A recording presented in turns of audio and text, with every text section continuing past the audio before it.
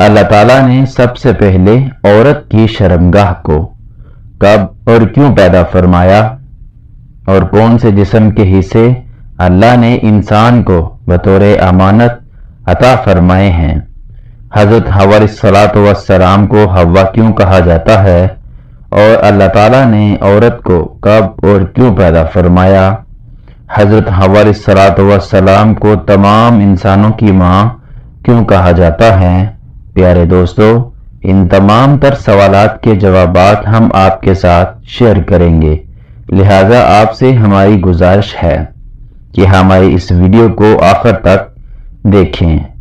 محترم ناظرین، حضرت حوا علیہ السلام دنیا کی وہ پہلی عورت ہیں جن کو اللہ تعالیٰ نے جنت کے اندر تخلیق فرمایا، اور یہ حضرت آدم علیہ السلام کے بعد دوسری بشری مخلوق ہے۔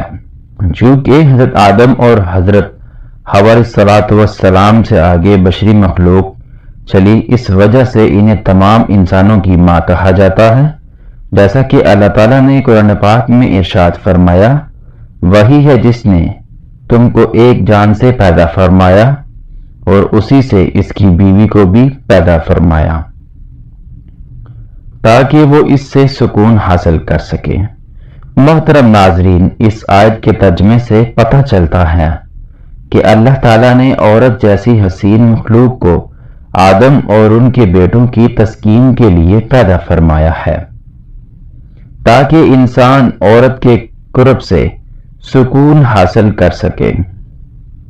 ایک روایت میں آتا ہے کہ حضرت آدم علیہ السلام جنت میں کچھ اکیلا پن محسوس کرتے تھے، کیونکہ جنت کے اندر آپ کی جن سے آپ کے علاوہ اور کوئی مخلوق موجود نہ تھی۔ فرشتے موجود تھے جو کہ نوری مخلوق تھے۔ محترم ناظرین، پھر ایک دن حضرت آدم علیہ السلام سوئے ہوئے تھے۔ اللہ تعالیٰ نے ان کی بائیں پسلی سے حضرت حوا علیہ السلام کو پیدا فرمایا۔ جب حضرت آدم علیہ السلام بیدار ہوئے اور آپ اپنے پاس حسین و جمیل عورت کو پایا تو حضرت حوا علیہ السلام سے پوچھا، تو کون ہے اور تجھے اللہ نے کس طرح اور کیوں پیدا فرمایا؟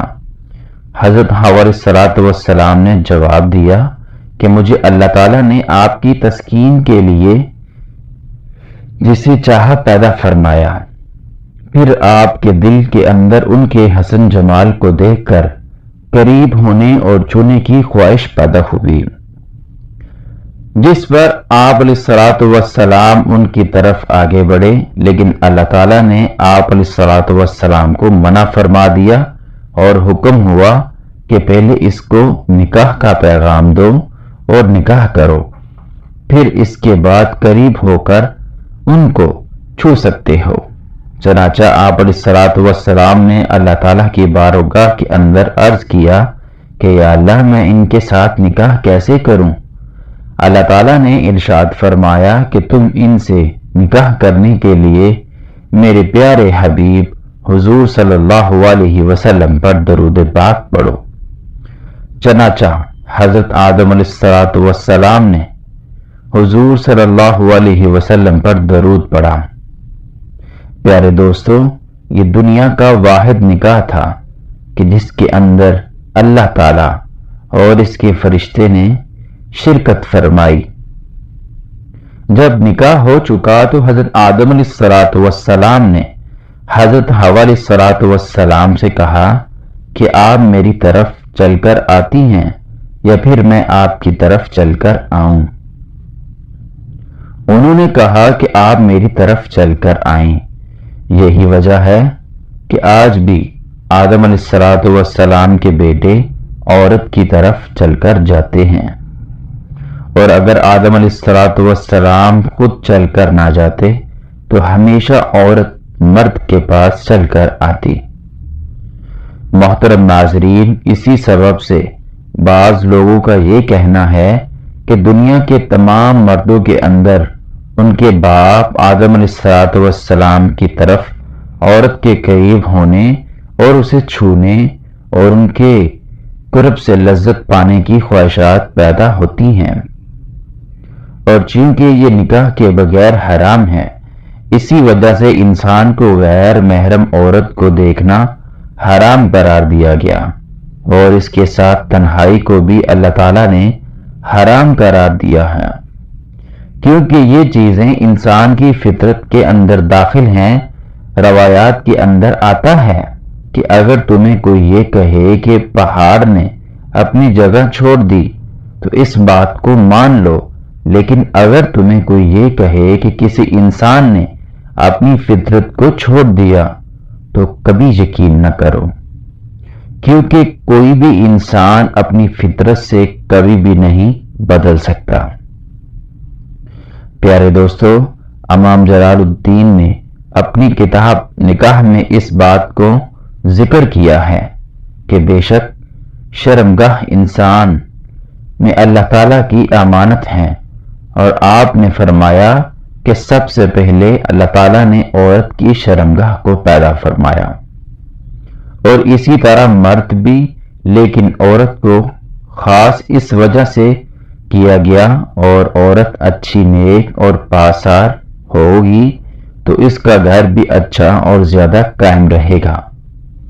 اور حضرت عبداللہ بن عمر رضی اللہ تعالی عنہ سے روایت ہے کہ انسان میں سب سے پہلے اللہ تعالیٰ نے شرمگاہ کو پیدا فرمایا، اور پھر ارشاد فرمایا کہ یہ میری تیرے پاس امانت ہے، لہذا آپ نے اس شرمگاہ کا استعمال اسی جگہ پر کبھی نہیں کرنا کہ جہاں پر اس کا استعمال کرنا حرام ہو۔ محترم ناظرین، پس شرمگاہ امانت ہے، کان بھی امانت ہیں، آنکھیں بھی امانت ہیں۔ حضرت معاذ اور عبداللہ بن عمر رضی اللہ تعالی عنہ سے روایت ہے کہ اللہ تعالیٰ نے سب سے پہلے انسان کی شرمگاہ کو پیدا فرمایا، اور پھر جب انسان کی تخلیق مکمل ہو گئی تو ارشاد فرمایا کہ اس کو حلال جگہ پر ہی ڈالنا۔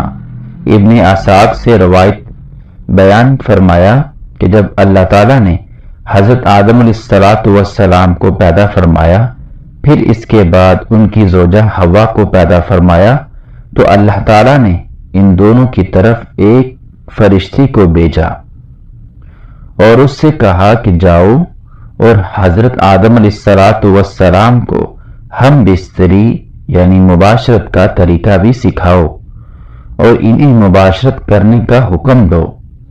پھر جب حضرت آدم علیہ السلام نے حضرت حوا علیہ السلام سے اسی طریقے کے ساتھ ہم بستری یعنی شرعی تقاضا پورا کیا، تو حضرت حوا علیہ السلام نے حضرت آدم علیہ السلام سے فرمایا، اے میرے شوہر آدم، یہ کام تو بہت اچھا ہے، میرے ساتھ یہ کام اور زیادہ کرو۔ پیارے دوستو، اس روایت کے بارے میں بعض علماء کا یہ کہنا ہے کہ یہ حدیث باطل ہے۔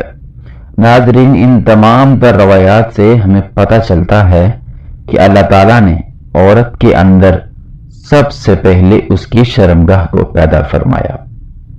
اس کی وجہ یہ تھی کہ کیونکہ اس کی ذریعے اسی سے آگے نسل انسان بھی چلنی تھی، اور اسی سبب سے اللہ تعالیٰ نے اس کو اپنی امانت قرار دیا ہے۔ ناظرین، روایات کے اندر آتا ہے کہ حضرت حوا علیہ السلام کی تخلیق کے بعد ایک دن فرشتوں نے حضرت آدم علیہ السلام سے بطور امتحان یہ سوال کیا کہ حضرت حوا علیہ السلام کا نام حوا کیوں رکھا گیا ہے؟ آپ علیہ السلام نے فرمایا کہ اللہ تعالیٰ نے ان کو زندہ انسان سے پیدا فرمایا ہے، اسی وجہ سے ان کا نام حوا علیہ السلام رکھا گیا ہے۔ یہ بات یاد رکھیے کہ ایک مقام پر حضور صلی اللہ علیہ وسلم نے ارشاد فرمایا، اس شخص کا کوئی ایمان نہیں ہوگا جو کہ ایماندار نہ ہو، یعنی کہ امانت کے حفاظت کرنے والا نہ ہو۔